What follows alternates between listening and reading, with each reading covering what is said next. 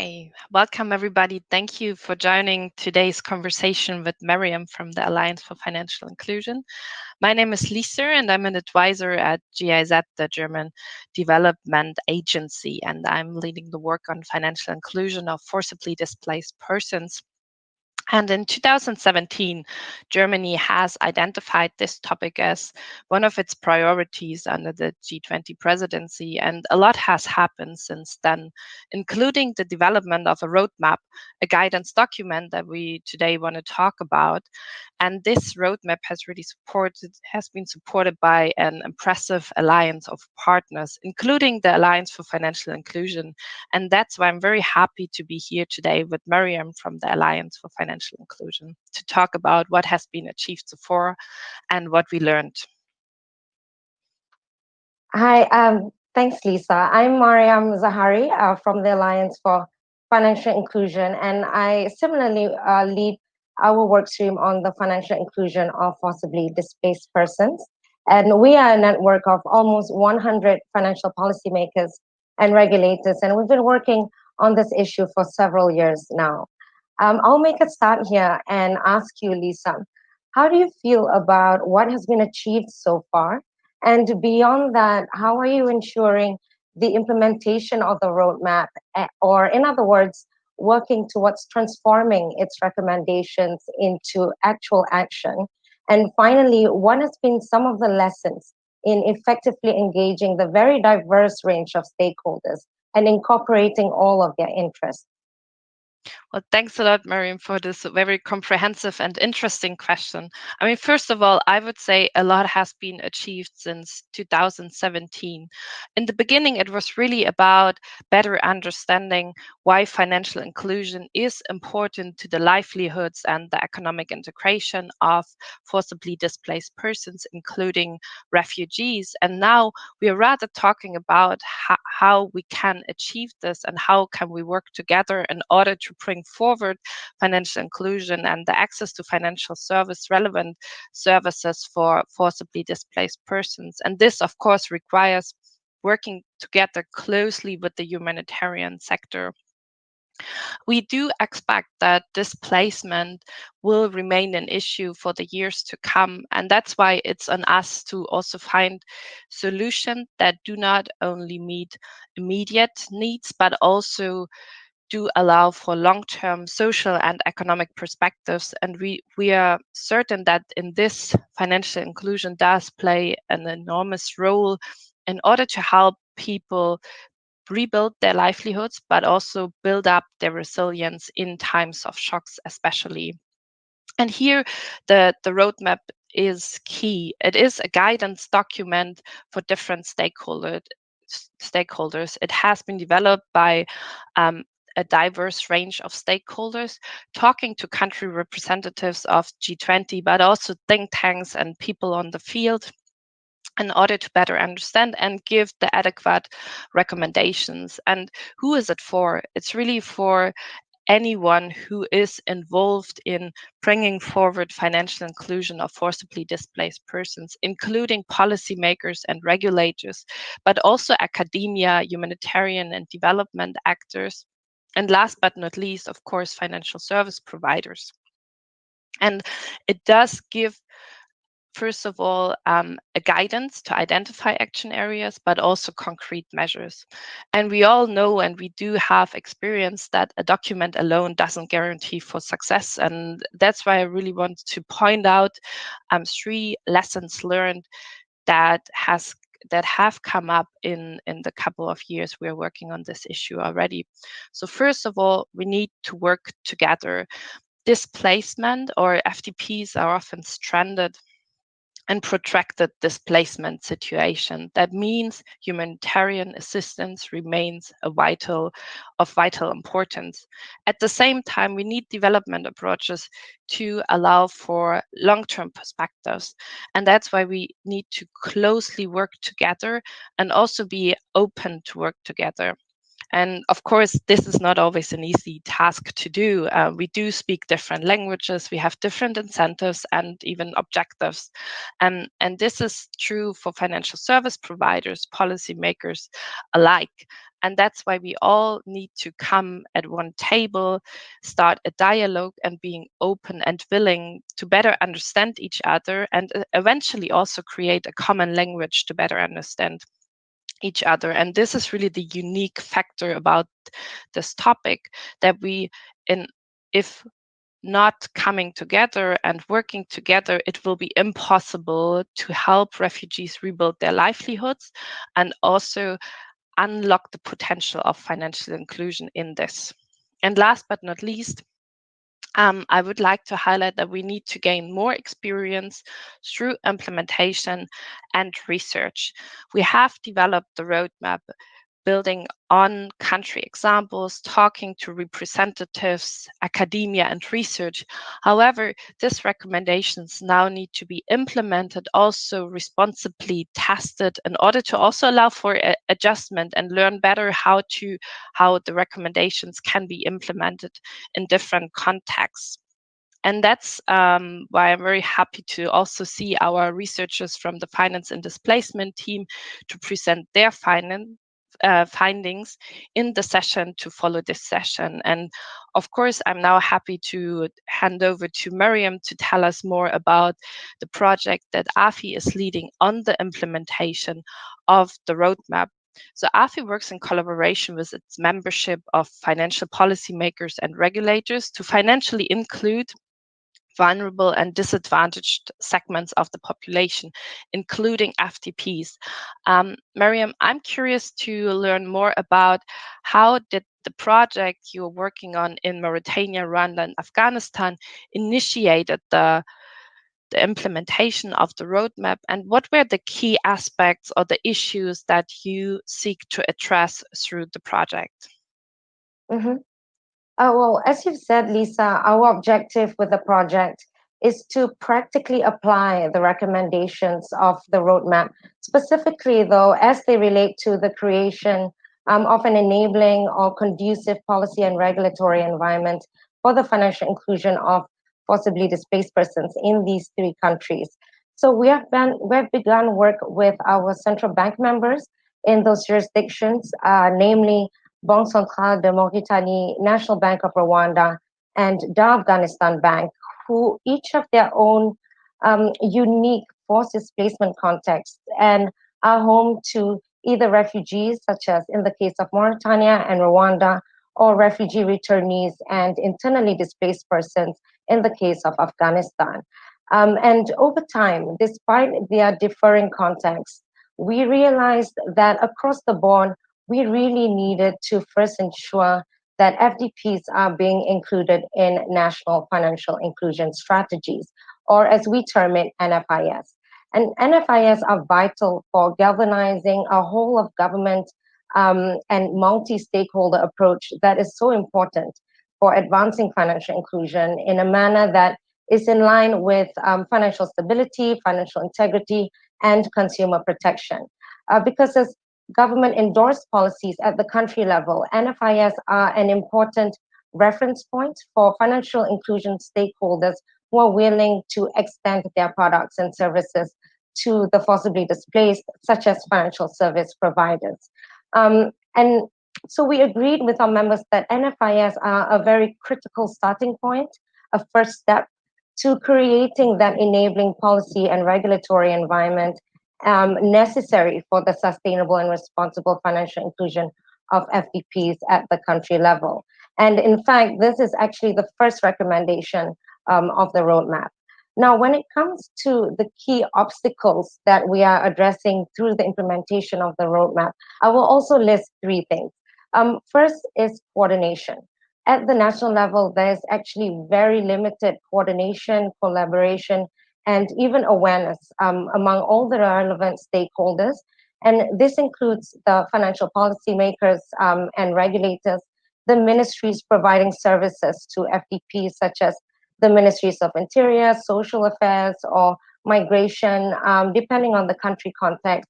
And the humanitarian and development partners, such as the UNHCR, the Financial Intelligence Unit, which addresses AML/CFT concerns as they relate to FDPs, and the private sector.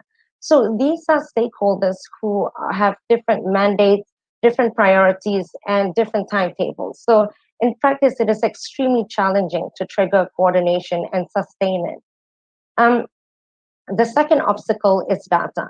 There's hardly any reliable, robust, and appropriately sex and age disaggregated financial inclusion data on FDPs. This is also true at the global level. For instance, FDPs are not included in the global Findex. And without such data, they are essentially invisible.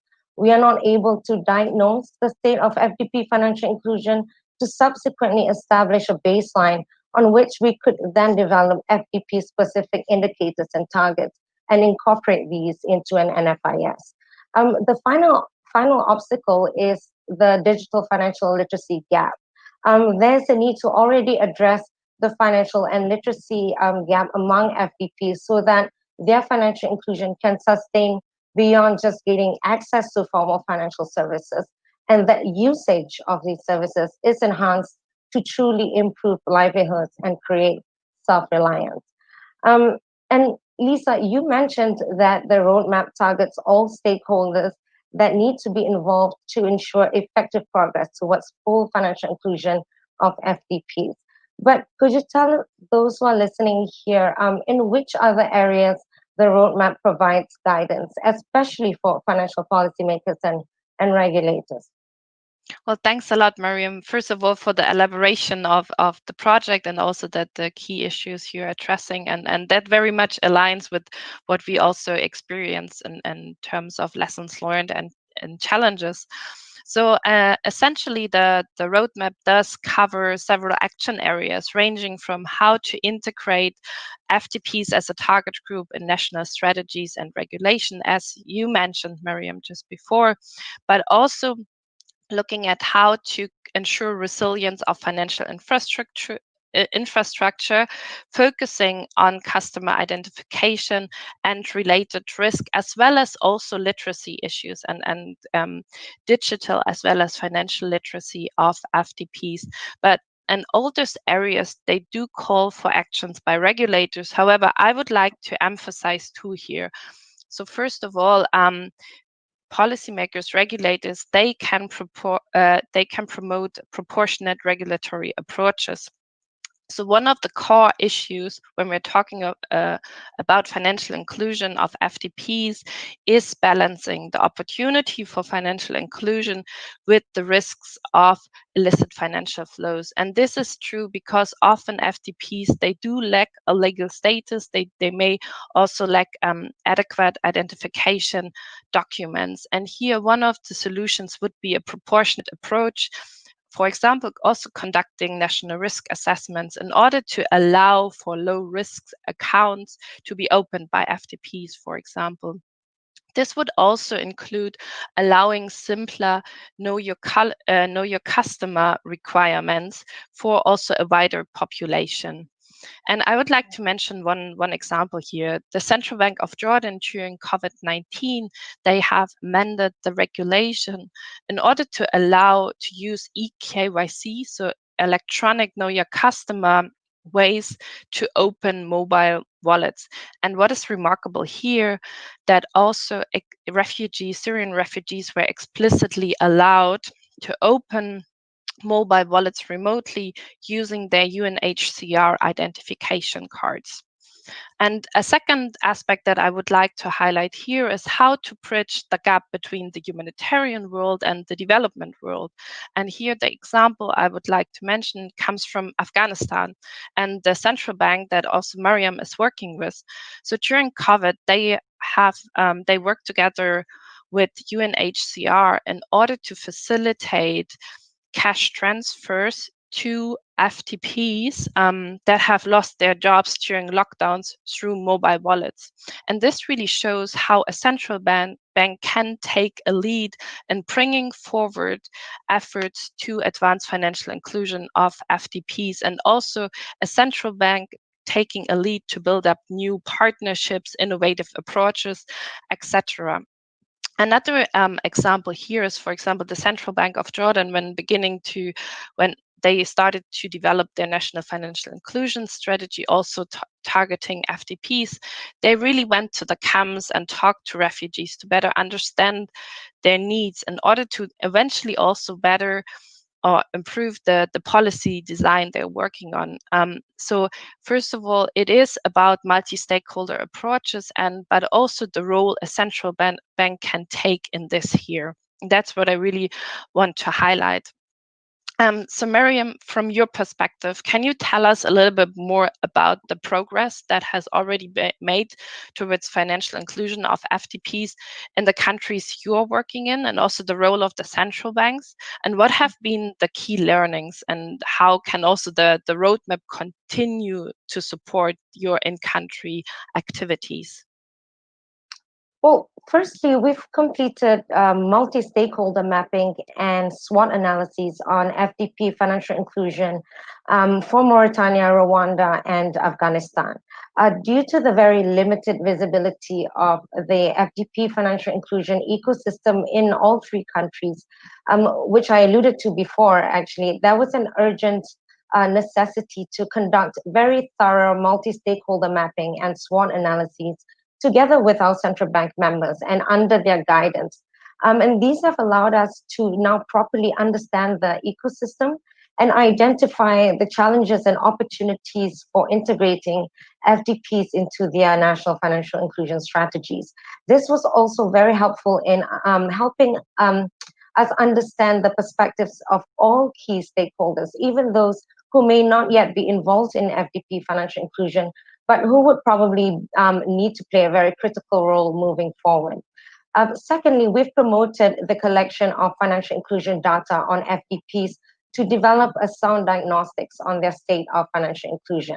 So given the need for robust, actionable data, we are working to improve the quality and availability of detailed, appropriately disaggregated demand side and supply side data on FDPs to inform evidence-based financial inclusion policy making. And when I say appropriately disaggregated, I mean data that is disaggregated by age, sex, geographic location, so that we can properly respond to the financial needs of possibly displaced women and possibly displaced youth as well, which all may have special considerations. We've done this through the formation of important partnerships between the central banks with the UNHCR and other humanitarian agencies. And in some cases, these partnerships are unprecedented. And with their national statistics systems and relevant ministries to ensure that there's sound coordination in collecting and analyzing data. And these partnerships will be very important for the future too, when there is the monitoring and evaluation of policy and regulatory impact. Finally, we facilitated multi-stakeholder coordination and collaboration more broadly, which, as you underlined, Lisa, is so crucial to any effort to advance the financial inclusion of FDPs. So as financial policymakers and regulators, our members do play a critical role in driving coordination for the formulation of durable and responsible policy solutions together with the wider community that has been dealing with forced displacement within their countries for many decades already. So for instance, by leveraging AFI's unique peer-to-peer learning model and international cooperation, the Central Bank of Mauritania conducted national multi-stakeholder consultative workshops with the participation of our members from Burundi, our central bank members of Burundi and Zimbabwe. And we, of course, also involved the Ministry of Interior and Decentralization, who deals with refugee issues in the country, and the UNHCR. So the workshop was used as a platform to sensitize all the national NFIS stakeholders to the issue of FDP financial inclusion and to raise their awareness about the importance of including FDPs in the NFIS towards inclusive economic growth and sustainable development that really leaves no one behind. This then resulted in broad stakeholder endorsement for FDPs to be a target group in the country's NFIS, which is a great development in itself. So moving forward, you would have seen that we've selected some very important recommendations from the roadmap already and applied them at the country level. So moving forward, we really hope that this can continue to happen. And Lisa, if we imagine ourselves 1 year from now, and that we meet again at this conference, but perhaps in person in Luxembourg, what would you have wanted to have seen being achieved until then? Well, thanks a lot for this very good question. So, well, I would like to see more joint efforts bringing together stakeholders that have before not worked together, and also seeing financial inclusion to contribute to already existing efforts to rebuild livelihoods of refugees and also support the economic but also social integration into host communities. And that's why I would also like to welcome anyone, any institution, to also join our alliance of partners to support the roadmap. And Mariam, so just 1 or 2 sentences, what are your wishes for the next years? Well, for me, it would be very similar to yours, really, that we grow our alliance of partners and we work much more closely together, especially at the country level, but also at the global level, because we know international cooperation is also very important here. Forced displacement is, as you know, it goes beyond borders. So it'll be really great to see that in the next year. Well, thanks a lot for this conversation, Mariam, Thank and you. hope to see you very soon. See you soon.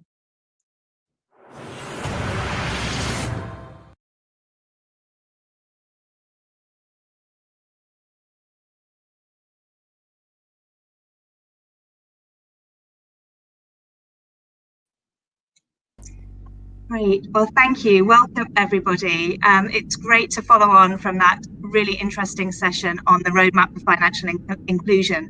And I'm really pleased to say this will be a great complement to that session. So welcome to the session on where did the inclusion in financial inclusion for people go. And thanks go to the organisers at the European Microfinance Week for including this important session in the agenda. My name is Daphne Jayasinghe. I am the Head of Policy at the International Rescue Committee. We're a humanitarian organisation operating in over 40 countries and across the United States, supporting people affected by conflict and crisis to survive, thrive and rebuild their lives, take back control of their lives. I'm really excited to be able to welcome a panel today representing that exact multi-stakeholder approach that the last session concluded with, representing the humanitarian sector, academia, multilaterals and development finance. So you all have access to their bios in the conference materials, but I'm really pleased to be able to welcome and excited to be joined by Swati Mehta and Professor Hans-Martin Zademach from the Catholic University in Eisenstadt, which is in close to Munich in Bavaria. We're also joined by Erika von Heichen from the Dutch Entrepreneurial Development Bank, the FMO, and Felix Okesh, the Head of Refugee and Relief Operations in WFP Kenya. So our partners at the Catholic University are going to be speaking about the Finance in Displacement project, and this is work supported by the German Federal Ministry for Economic Cooperation and Development, the BMZ, and absolutely complements the work of the Roadmap for Financial Inclusion, which the IRC are very excited to be partners of. A project to understand and strengthen the financial lives of refugees and migrants in Jordan, Kenya, Uganda, and Mexico and Ethiopia. And the project seeks to understand how refugees and migrants manage their financial and economic lives in the context of protracted displacement. The financial challenges and strategies they encounter and the resources that they use. And this is really the qualitative data that's so important to informing those national level strategies that we just heard about. So this is a great opportunity today to reflect on the findings from Jordan and Kenya and explore how they resonate with the practitioners and investors and partners on the panel and you as an audience. So we're looking forward to a very rich discussion. So just before we begin, I'd like to provide an opportunity to hear from a refugee themselves and show a short video highlighting some of the challenges that COVID-19 has presented to an IRC client. She is one of the fortunate ones who's been able to establish a home-based business and keep it going, but nevertheless, she's encountered a number of challenges where financial services and financial assistance can certainly help. We thought it'd be helpful for you to hear directly from her before we begin the discussion. And so I'll hand over to our support to play that video.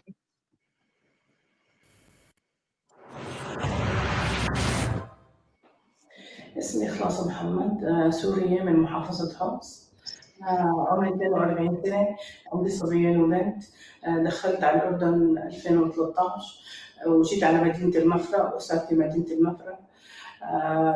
جوزي عمره 60 سنة، كبير بالسن وغير قادر على إعالة أسرتي وأنا مسؤولة عن الأسرة. التحديات الاقتصادية اللي عم نواجهها هلا حاليا غلاء الأسعار وغلاء المواد الخام وقلة الحركة وقلة الزبائن، وأسعار المواد الخام جدا جدا عالية. أول كنا نروح على التاجر نشتري من عنده مثلا ناخذ منه بالأقساط، هلا حاليا ما عاد في أقساط، بدك تدفع كاش وتمشي، ونحن ما عندنا الإمكانية إنه ندفع كاش ونمشي. إيه أثرت أزمة كورونا على وضع الاقتصاد وعلى مشروعي. يعني أنا مشروعي بيتي خياطة بالبيت. أول شيء كانوا الزباين اللي عندي على البيت، يعني هلا حاليا بطل استقبل حدا. كانوا أولادي يعني خاف ياخذ المرض، وزوجي كبير بالسن عمره 60 سنة خاف ياخذ العدوى. وبعدين قلة الزبائن وقلة الحركة بالشوارع باعتبار في حظر، وكان عندي زبائن من خارج المفرق يجوا لعندي. حاليا ما استقبلت حدا أبدا أبدا. هلا أكيد هو الدعم، بدي دعم مالي، لأنه أنا بدي مثلا أوسع مشروعي، أطلع من البيت واستأجر محل برا مثلا ودخل أيدي عامل على مشروعي، دخل بدل ما كنا 2. هلا أنا بشتغل بمجال التفصيل وإعادة التدوير. هلا أنا مثلا بدي أعمل مجالس عادية، بدي أعمل برادة، بدي أوسع مشروعي وطوره أكثر. هلا نقطة التوفير هي إنه بلشت حاليا إنه عملت جمعية أنا وجاراتي وأنا وأصدقائي، وباخذها ب 2021 وهي عبارة عن مبلغ مالي ممتاز. ممكن أصرف منه نص على المشروع ووسع مشروعي فيه، والنص الثاني على البيت والتزامات بيتي.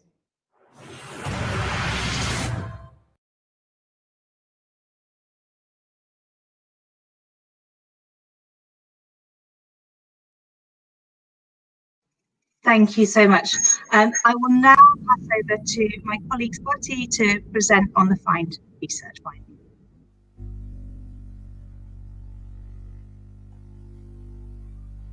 Thank you, Daphne.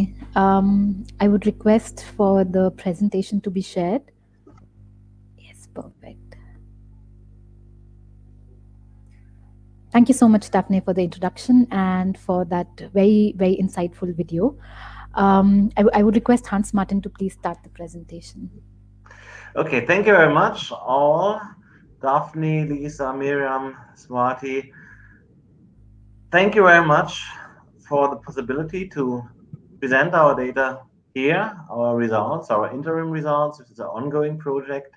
It's an honor. It's a great day for us. It's really a pity we can't see you. We asked actually about, is there any possibility to having a direct contact with the audience? It is obviously not, but nevertheless, I think this is the best we can do, better than having nothing as an exchange, and it's so good to have this great technologies actually. So just to give you a little bit more information as already has been given about our project. As indicated, yeah, there is a huge knowledge gap about the financial lives, broadly interpreted. We also cover economic lives of refugees, of possibly displaced persons, in particular as regards research, as regards robust, reliable data. And this is actually what we are doing. We are 3 institutions: Tufts University in the US, close to Boston, our institution, Catholic University in Germany, and the IRC, you already met Daphne. And our approach is really a pure qualitative one. So we are interested in how refugees really organize their lives. What happens when, let's say, a child has some special situation, becomes ill? How do they manage with their savings, for example? Do they have savings? Do they have access? So it's a panel approach. We have access. We have 3 rounds of interviews in various contexts, Swati and me. So there might be a certain bias towards Jordan today, in charge of Jordan, Tufts University, Kim Wilson and Julie, most notably focusing on Kenya. We also have some insights from Kenya. So far, we have done a little bit more than 450 interviews. These interviews are really long, 2 hours, 2.5 hours. So we have quite a lot of really substantial data, and it's a pure qualitative approach. So our aim is not that much about numbers and figures. It's about understanding, about changing perspectives. Yeah, what do you really know about the causalities, about the relations? Yeah, we have in this really enormous complex field. And I would now like to get back to Swati, who's going to introduce our basic approach, how we define financial lives by financial health. What do we cover here? Swati. Yeah, thank you, Hans Martin.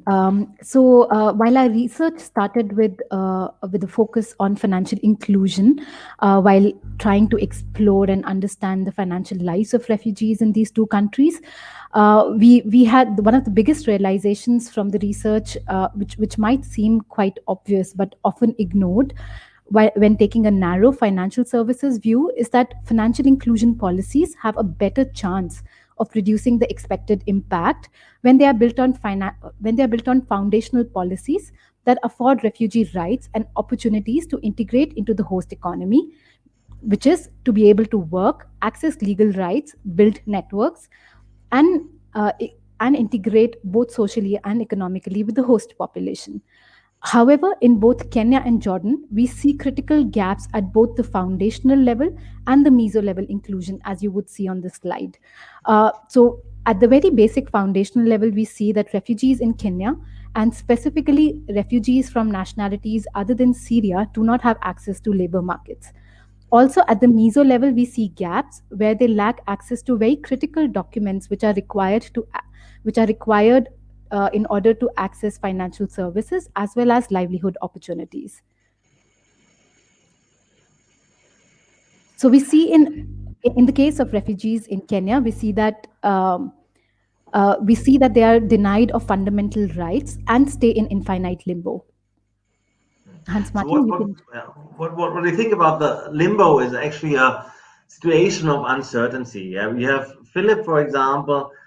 He is living since 15 years actually with no access to a real job, be it as a taxi driver or in his original job as a teacher, because he is missing the documents. So there's no possibility of resettlement, no possibility of a permanent residence there, or how could you expect about saving, investing in such a situation of uncertainty? Or even more brutal, actually, is Sally, who actually, she was born in a camp. She is living since 25 years in a camp.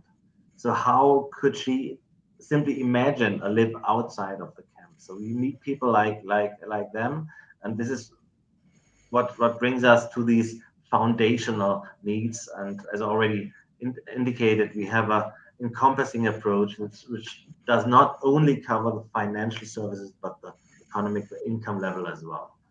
So I turn back to Swati.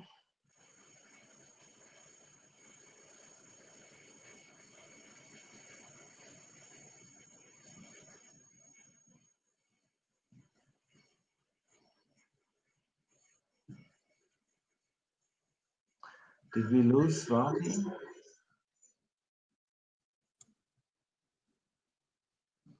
Yes, it does look like her screen has frozen, Hans Martin. So perhaps if you could continue, please. Okay. Next slide, please. Okay, so we don't have the slides anymore.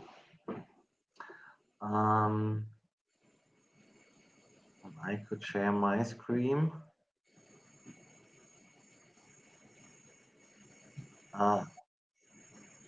Technical assistance, do you have the slides?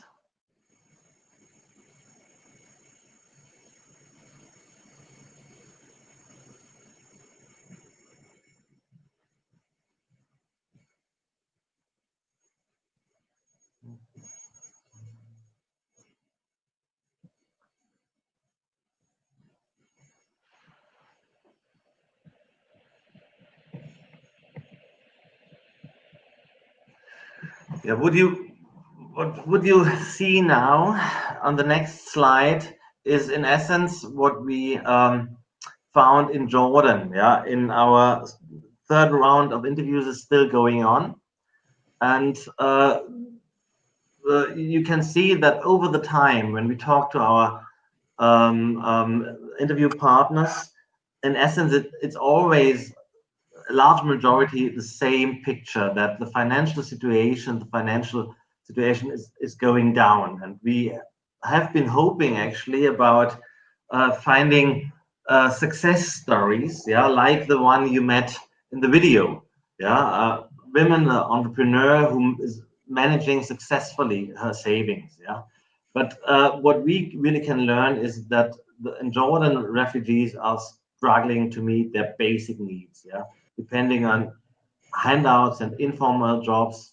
They are paralyzed by the stress of daily survival, and these positive deviants, as we call them, we find a few of them, but they are the rare exception. So we have only a few seeing upward progress, but all seem eventually having a plateau with legal status, with documentation, with uncertainty about the future. So what we call this, that many of, especially the Syrians, are stuck in a sort of survivalihood, yeah, mode. They are coping with daily business, and there are other nationalities, yeah, Iraqi, for example, which are in this limbo situation. And our first core finding would be that we would suggest that it's critical to fix the resulting income problem. Yeah, and the income problem comes first, and then we can go to discuss about financial problems. And on the next slide, and I go back to the show now to see. Ah, yeah, okay, very good, thank you. Swati, you're back again. You want to take over again? Yeah, thank you, Hans Martin. So what we see, like we saw in the previous slide, we noticed that that when livelihoods start to plateau, the needs for financial services also start to plateau. And if we try to sort of map the need for financial services with the various phases of displacement that refugees experience, we see that when they arrive in the initial years, they need very basic financial services because they mostly depend on handouts and remittances and very little income. As they start to progress in their livelihood journey and start to build their livelihoods, even though the income remains very meager, they start to demand other financial services like small credit, further remittances, a little bit of payments. This is what we call the survivalihood phase, where they're just trying to survive and meet the day-to-day needs. And after this, after 3 to 5 years, ideally their livelihoods should start to become more robust and improve. And this is when, during the later stage, their financial service needs would also evolve. So if they are starting a mainstream business, they would need a bank account. They might need microcredit to expand their business or to start a small business. They might need other forms of saving tools in order to build lump sums, or need a store of account to receive salaries and to safely store money. However, in the case of Jordan, we see that as Lisa was sharing, despite all of the efforts that Central Bank of Jordan has made in terms of allowing access to financial services for Syrian refugees in particular, and through all the multi-stakeholder work, we still see that the take-up of these services, namely mobile wallets and microcredit, still remains very low. And this is because, as Hans Martin shared, many of them still face the income problem. For many of them, the income from work or the revenues from their small businesses remain too small to be able to use or to feel the need for more sophisticated financial services. And similarly, in case of Kenya, also we see that in Kenya, actually, it's the opposite, where there are these popular services like M-Pesa and digital credit, which are popular among the host population. But in the end, we see that that refugees are blocked from using these very important services. So they do have access to M-Pesa, but only in the camps and with limited functions. And outside of the camps, they don't have access to M-Pesa at all, something which is so important in Kenya. And we see that they actually use M-Pesa of other Kenyans in order to receive or transfer money. Similarly, they lack access to payments and nano credit as well. So it has been interesting to sort of compare these two countries, one where these mainstream financial services like mobile wallets are so popular, but refugees don't have access to it. Whereas in case of Jordan, they have access to these services, but they're actually not mainstream. They're not popularly used by the host population.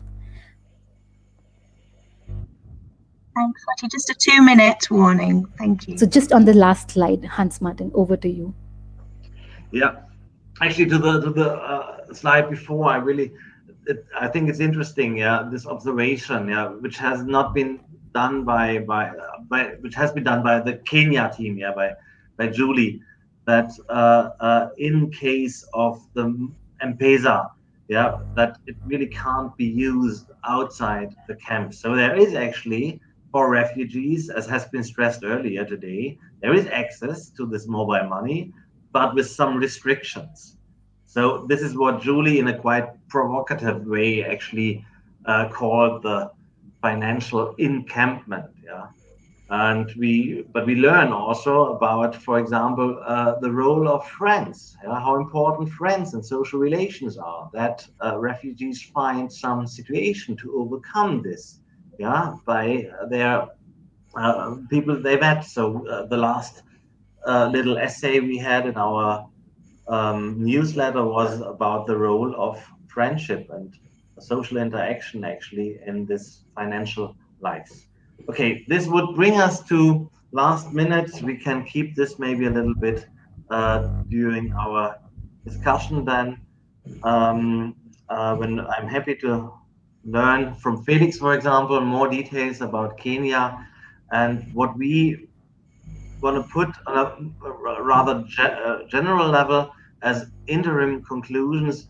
That was already has been said in the beginning. When you think about our pyramid, about our framework, when financial inclusion policies build on these foundational policies, on law and documents, for example, that afford refugees rights and opportunities, then financial services stand a better chance of being useful.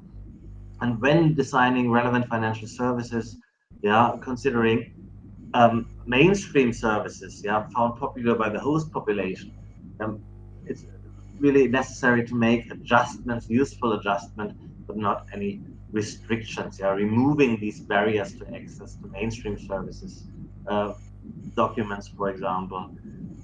This may be more effective from our point of view, a more effective strategy than urging users to adapt to services which are not that useful. To be very, very clear, cash transfer is very important.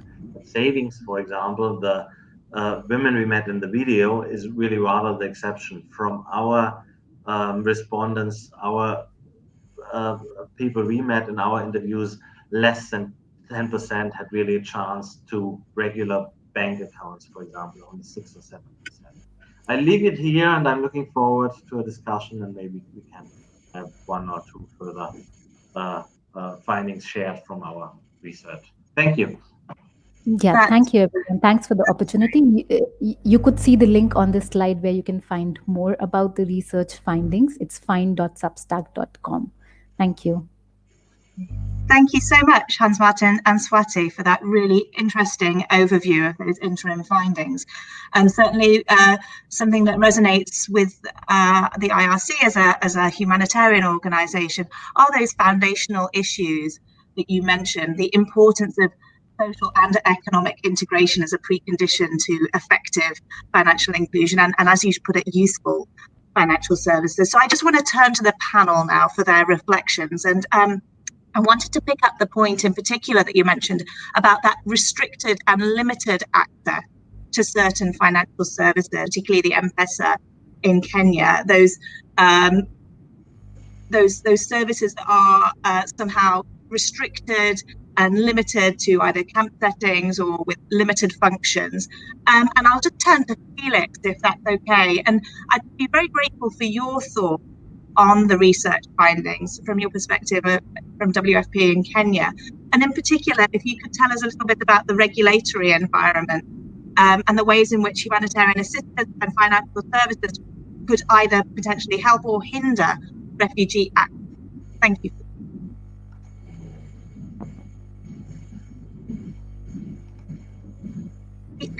Turn off your mute. I think if you unmute.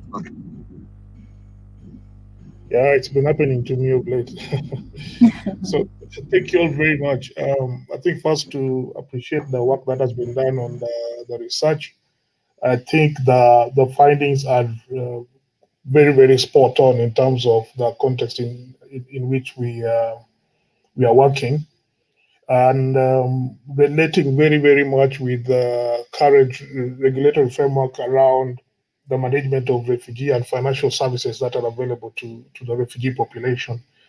As it is in Kenya right now, it's still very restrictive, relating to especially the focus on issues around the KYC, the documents that can be used to get the mobile money services, to open bank accounts, and also for other services. There is the refugee ID, but the refugee ID is not recognized as meeting the KYC requirements. So it's still pretty restrictive, but it is evolving. There's a little bit of excitement around the upcoming Huduma number, which in the act that covers the Huduma number, refugees' access to Huduma number is included. But also we saw that during the registration for the Huduma number, the Minister of Interior quickly came up and said, no, don't register refugees for now. So don't allow them to get the Huduma number. So it's still kind of, let's just say, a hostile environment for refugees when it comes to accessing full-scale financial services. It's underpinned normally around issues of security in the Kenyan context. I think those who heard about the different cases of terrorism acts in Kenya, there's always kind of a linking that with the refugee camps in a way, and unfortunately now some investigations have kind of found some links, so the government really clamps down on that. But we've seen the space opening up a little bit. Hans, that's what we're talking about, the limited M-Pesa. For example, for WFP, we managed to provide electronic vouchers through mobile money platform, but the government was very clear: let it be electronic vouchers, not full M-Pesa. And I think also on something that maybe I wanted to mention again is that when it comes to M-Pesa services, we actually worked with Safaricom to develop a stripped down version of M-Pesa. This is about financial services providers and humanitarian agencies like us trying to be a bit creative around the environment. And this stripped down version of M-Pesa was actually reviewed all the way by central bank. The central bank liked it in the meetings, but the FRC did not approve of it. So central bank said, hold on, we need to get this approved. But again, it comes down to that what you mentioned about encampment financial inclusion, because a stripped down version of M-Pesa would be very restrictive within a specific geographical environment. You cannot transfer the money to anybody else. You can only receive from particular agencies that must be known and things like that. So basically, it's a difficult environment now from a regulatory perspective. We continue to knock on the doors, engaging to see how far this can be open. You may have found out that in Kalobe, the settlement where there are 33,000 refugees settled in Kakuma, they are now getting, we have a pilot project that we are working together with UNHCR, and they did have bank accounts. They do have bank accounts open. And we are transferring to them their food assistance through those bank accounts. But from the central bank perspective, it is a small pilot that is being very stringently monitored to see the viability of opening up this space. But at least that's a small door, starting to open, that we are looking at how far can this be opened for the rest of the refugee population. But that is on the Kakuma side. On the Dadaab side, where we have mostly Somali refugees, it's a total no-no. Forget about trying the limited M-Pesa, forget about opening bank accounts. So it's still that kind of environment. Now, looking at what humanitarian actors can do is part of what I mentioned at the beginning. It's engaging with the private sector and trying to be creative to find ways of still providing financial services to populations like the refugees within even the restricted framework. So, we can work on the electronic vouchers. We do have refugees who are registered as retailers. They can do the business. And we do see that even though that is restricted, there's an element of a trickle down and a ripple effect of even the electronic vouchers in the economy of the refugee camp. We've seen traders who are, some have even been featured on national television. There was a feature about millionaire refugee traders. So some of them have really grown their businesses.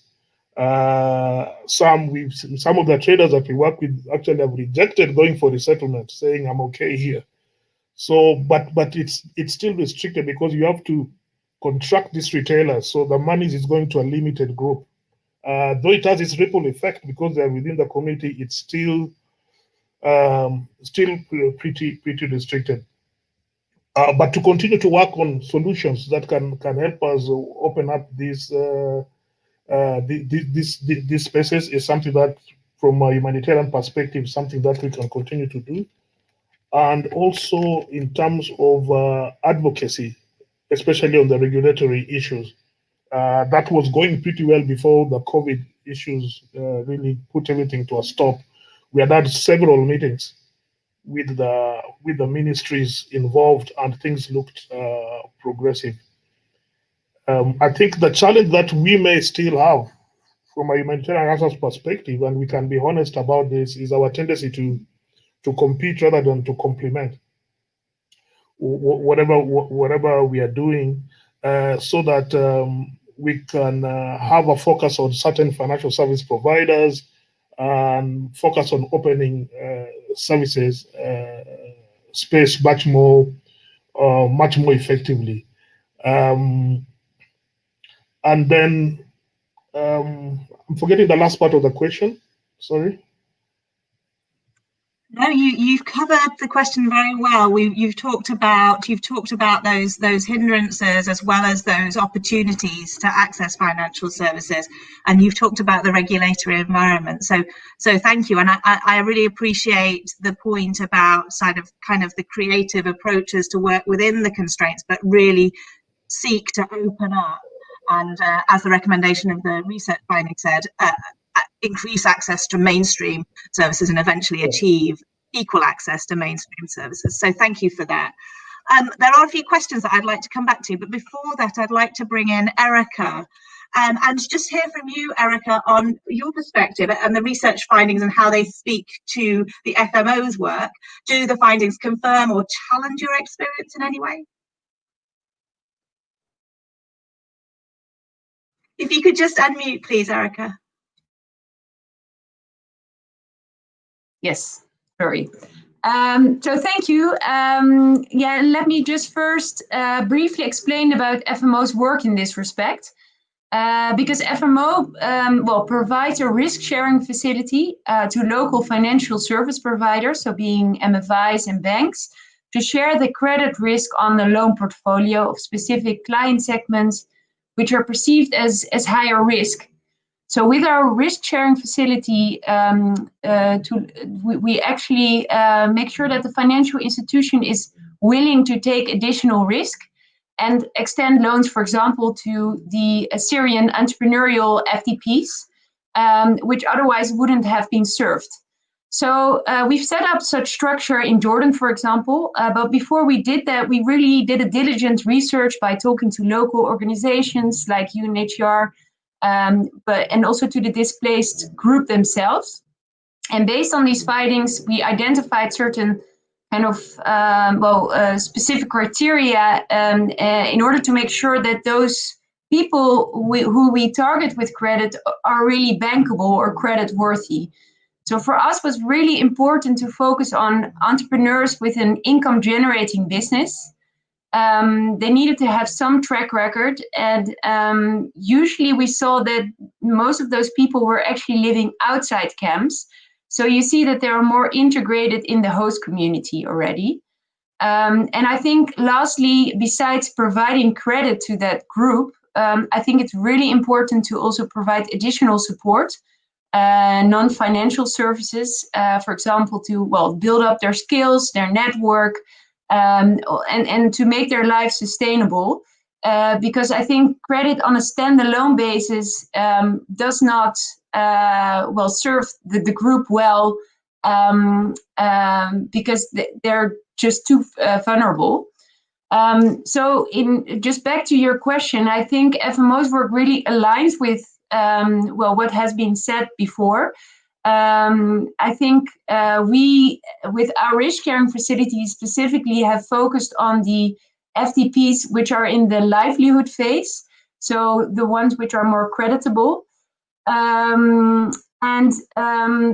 said that, I do recognize that there are FDPs in Jordan which, of course, all struggle with the limitations of legal right, for example, and unfortunately it cannot always addressed well enough. What we also see, for example, I think maybe interesting to also see the perspective of the financial institutions themselves, that they also find face more and more difficulties in serving these groups, because they're often hampered by the requirements for to onboard such clients. For example, with Syrians, they need to have an ID in order to onboard them according to the central bank requirements. And that's often, not the case or not possible. So I think it very much kind of, relates, but also complements to the research that has been done. Thank you, Erica. That's great. There are a couple of questions, but I think it's very interesting to hear that the sort of integration you mentioned, those refugees supported outside of camps, sort of you see that as representing a track record of success of their enterprises, and that's supporting their access to credit. So that is interesting in how it resonates with the findings of the research. So we do have some questions that have come up on the chat that I'd like to put to Felix and the rest of the panel to answer.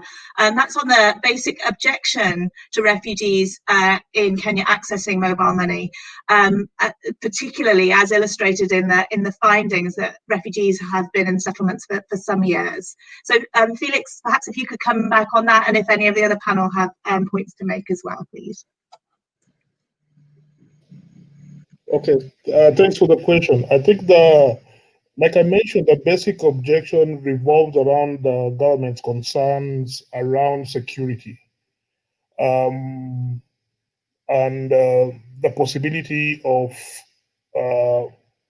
channeling of money that would be used for other motives rather than for survival.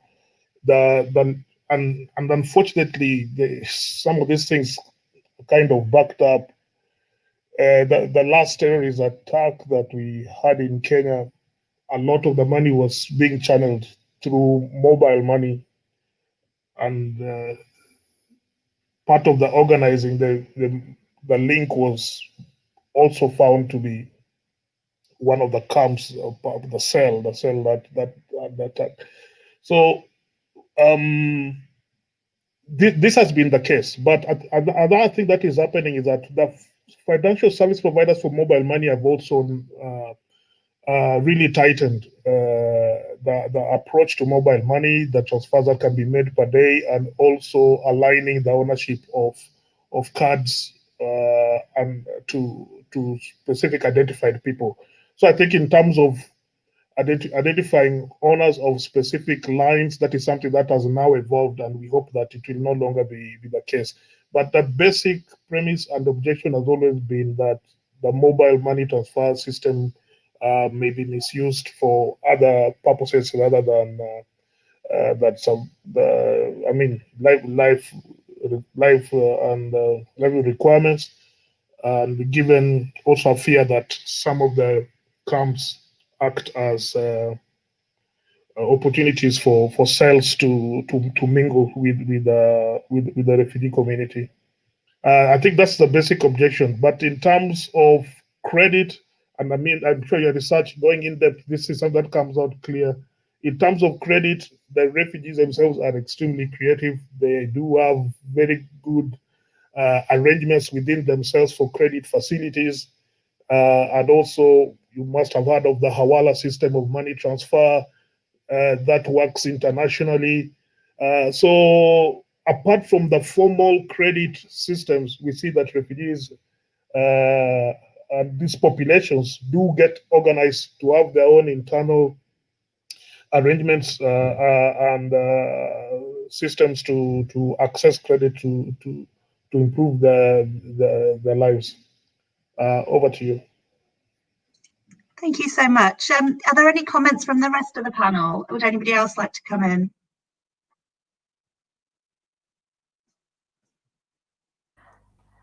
On the same question, actually, just to share an example from Jordan. So in Jordan, Syrian refugees do have access to mobile wallets as one of the example of financial services.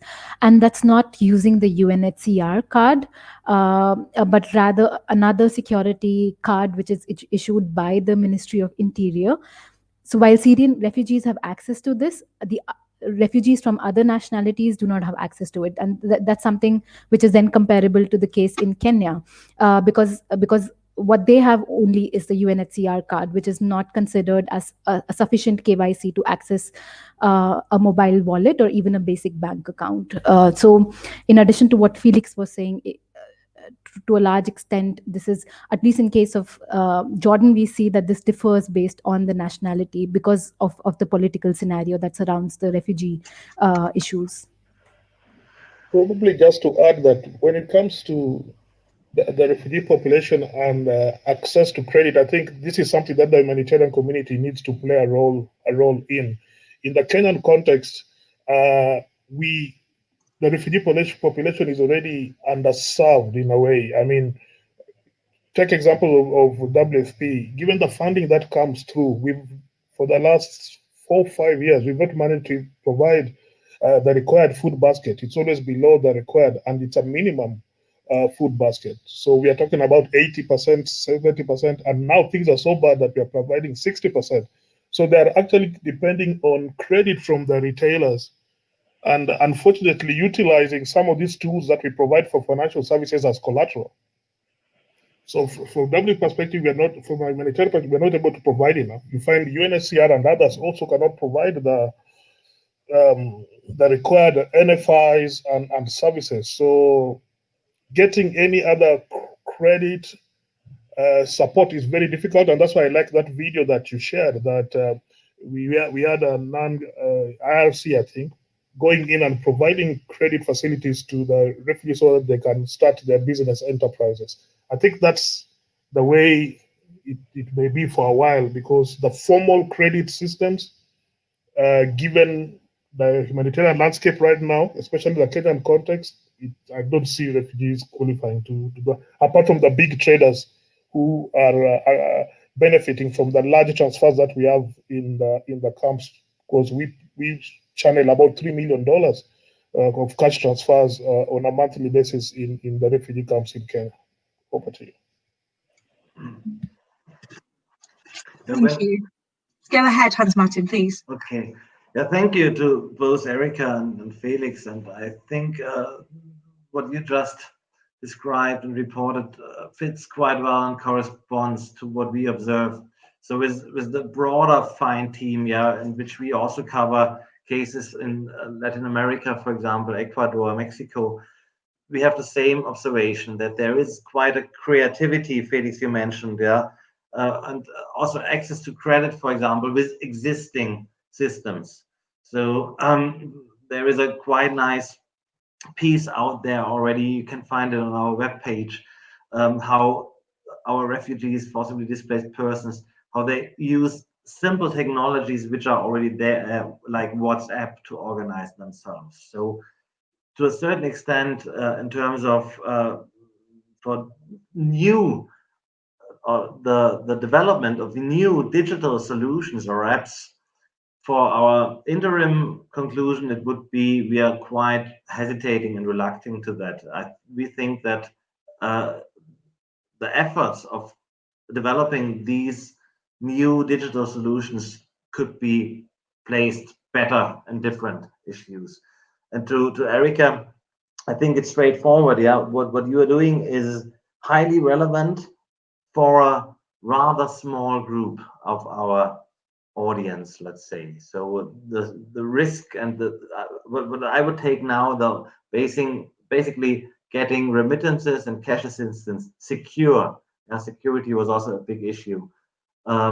Is really super important for our financial services. But all the other ones, yeah, insurances, savings, credit, where risk and risk sharing facilities play a role, are actually relevant just for a smaller fraction. Yeah.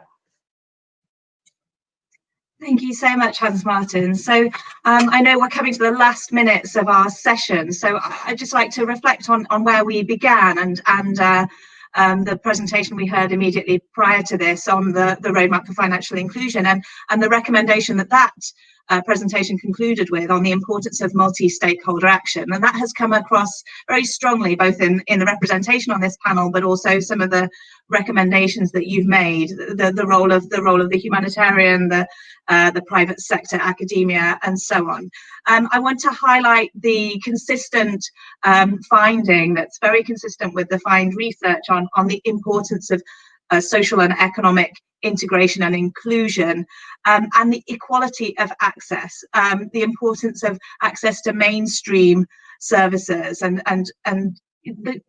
nevertheless, the creativity and the solutions that are being identified in the meantime to work with the opportunities as restricted as they are. And that was very interesting to hear from both Felix and Erica on the ways in which we're working within the confines of the existing system to identify solutions. But what really came across is the creativity of refugees themselves in identifying economic opportunities, securing economic opportunities in spite of the challenge.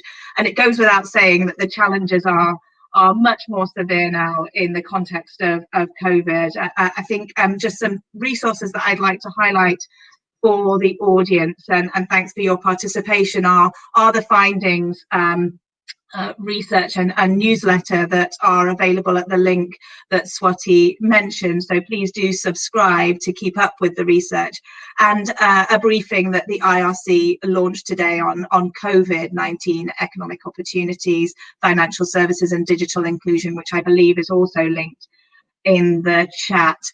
So as we just come to an end, I just really want to restate some of the points that have been so clearly made on the importance of achieving economic inclusion for refugees and the contribution this research and the roadmap for financial inclusion of forcibly displaced persons are making to the regulatory environment and informing the sector. So many thanks to you all, and many thanks to the organisers of the conference for including this panel. And I think we should be just at time. Thank you, everybody. Time for me to open the window here to get some fresh air. Maybe for you too, it's time to get some fresh air, maybe even a refreshment. See you in 15 minutes.